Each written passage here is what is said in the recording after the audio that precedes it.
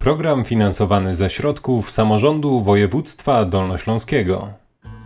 W dniach od 26 do 27 listopada w Dolnośląskim Centrum Sportu na Polanie Jakuszyckiej odbył się Dolnośląski Kongres Dostępności. Wydarzenie to było doskonałą przestrzenią do zacieśnienia relacji i współpracy pomiędzy samorządem województwa dolnośląskiego, samorządem Wrocławia oraz dolnośląskimi organizacjami pozarządowymi. Celem kongresu była aktywizacja i integracja społeczna środowiska osób z niepełnosprawnościami oraz ich otoczenia zaangażowanego w proces rehabilitacji, wymiana doświadczeń, promocja dobrych praktyk w obszarze dostępu do turystyki i rekreacji górskiej. Podczas dwudniowej konferencji miały miejsce ważne z punktu widzenia dostępności panele eksperckie, spotkania oraz rozmowy. Chcemy pokazać, że obecnie zapotrzebowanie ludzi się zmieniło. Rosną też wymagania i standardy. Rośnie coraz większe zainteresowanie osób o specjalnych potrzebach aktywnością związaną z rekreacją, ze zwiedzaniem naszego regionu i całego kraju zresztą też, ale do tego potrzebujemy podniesienia standardów infrastruktury, podniesienia standardów organizatorów usług, podniesienia standardów kreowania polityki społecznej, polityki publicznej w tym kierunku. I te wszystkie zagadnienia będą przedmiotem naszego zainteresowania podczas tego dwudniowego wydarzenia w Dolnośląskim Centrum Sportu. Na pewno sporo udało się zrobić, jest mnóstwo doświadczeń organizacji pozarządowych i sektora prywatnego. Niemniej w dalszym ciągu jesteśmy awangardą, wspieraną przez samorząd województwa i tu należy się administracji regionu duża pochwała za to, że zauważyła potrzeby społeczeństwa, finansuje tego rodzaju aktywności, pomaga podnosić standardy dostępności operatorów usług turystycznych. Niemniej jednak w dalszym ciągu jesteśmy gdzieś na początku tej drogi. Dzisiejszy kongres jest ważny z kilku powodów.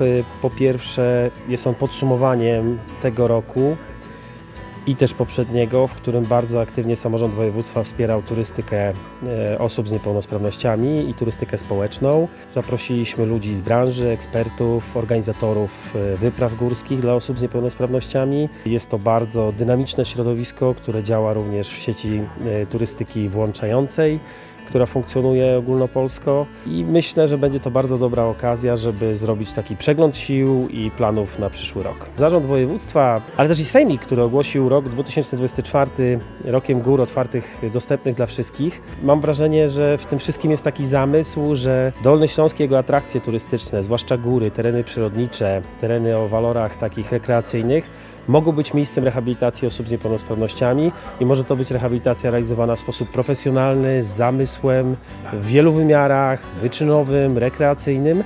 Tak naprawdę chyba mówimy, że Dolny Śląsk ma walory terapeutyczne. Bardzo nam też zależy na branży hotelarskiej, żeby dostrzegła potencjał rynku, dlatego że osoby z niepełnosprawnościami są turystami takimi samymi jak pozostali członkowie społeczeństwa dolnośląskiego. No i wypada o nich pamiętać jako o klientach, tak? Mają troszkę inne potrzeby, ale są bardzo wdzięcznymi, ambitnymi klientami, którzy mają ochotę zwiedzać góry, mają ochotę uczestniczyć w turystyce i trzeba chyba zrobić wszystko, żeby to było możliwe. Pan Komorowski ma też swoje ogromne zasługi wraz ze całym zespołem, dlatego że jest im to bardzo bliskie. Myślę, że te konferencje, które organizują w różnych miejscach Dolnego Śląska pokazują, nie tak dawno byliśmy w Legnicy, pokazują, jak ważny jest ten krok w kierunku tych ludzi. Nie ma nic piękniejszego jak uśmiech tych ludzi jadących na wózkach drogą z Kopy pod Śnieżkę, czy do Kamieńczyka teraz, czy do Szklarki. Ale nie tylko o tym mówimy, mówimy jeszcze o innych ważnych elementach związanych z poprawą życia ludzi, którzy mają kłopot tak ruchowy, czasami psychiczny, czasami inny. To jest coś, co nie powinno być obok nas. To musi być w nas i z nami.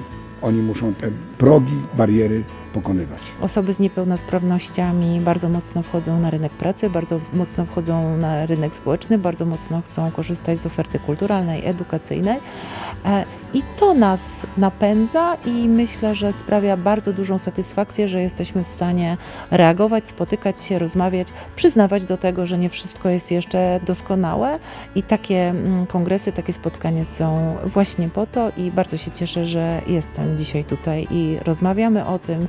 Ja mówię o Wrocławiu, bo też jedna rzecz, ten proces to nie jest proces jednego dnia, to jest proces długofalowy i myślę, że ta współpraca Wrocławia i regionu jest bardzo potrzebna, bo Wrocław kocha turystykę dolnośląską, wszyscy ją kochają, nawet właśnie ta dostępność jest bardzo potrzebna i w turystyce i dlatego tutaj też o tym mówimy, ale również dolnoślązacy przyjeżdżają do Wrocławia i chcą korzystać z tej przestrzeni miejskiej, żeby zobaczyć atrakcje stolicy Dolnego Śląska. Jako samorząd województwa jesteśmy zaangażowani w rozwój różnych inicjatyw, m.in. ogólnopolskiej sieci turystyki wytchnieniowej. Dbamy o to, aby osoby z niepełnosprawnościami miały możliwie pełny i równy dostęp do turystyki. Rozwijamy ją bardzo intensywnie na Dolnym Śląsku. Chyba z dumą możemy powiedzieć, że wyasygnowaliśmy w tym roku większą pulę środków niż rządowe programy przewidują na przyszły rok w skali kraju. Więc dzieje się u nas naprawdę bardzo dużo i co najważniejsze, te wszystkie usługi, które w kooperacji z organizacjami pozarządowymi są realizowane na Dolnym Śląsku, znajdują szerokie grono odbiorców. Naprawdę bardzo dużo osób z niepełnosprawnościami i ich rodzin jest zainteresowanych tymi usługami. Wybiera się na wycieczki, aktywizuje się, a o to chodzi, żeby te osoby zmieniły swoją jakość życia, żeby po prostu wyszły z domu i zaczęły odbierać tą naszą piękną przyrodę dolnośląską czy zabytki w taki sam sposób, jak wszyscy inni uczestnicy ruchu turystycznego. Cieszymy się, że przy okazji właśnie takich tematów jak turystyka osób z niepełnosprawnościami mamy praktycznie zawsze pozytywny odzew, ale z jednej strony mamy tą stronę społeczną, stronę szczególnie zaangażowaną z organizacji pozarządowych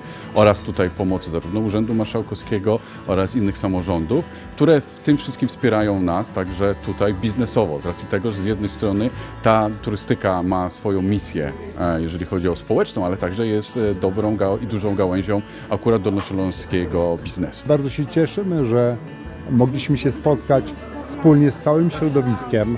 To bardzo wiele działań, bardzo wiele organizacji pozarządowych, ale także to połączenie z Urzędem Marszałkowskim, z naszym województwem jest pięknym uzupełnieniem tej całej branży turystyki społecznej.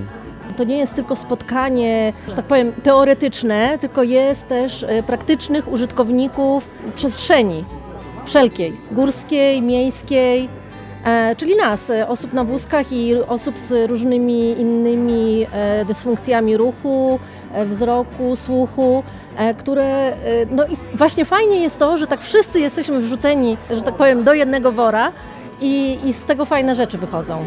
Z tą dostępnością właściwie jesteśmy na początku drogi. My w tym roku dopiero pod koniec roku zaplanowaliśmy, żeby udostępnić teatry dla osób z niepełnosprawnościami. Razem z Zarządem Głównym PTTK, jeśli dobrze pójdzie, zrobimy takie mapy, które będą dostępne i online, i w wersjach papierowych, gdzie przygotujemy specjalną gradację szlaków dla osób z niepełnosprawnościami.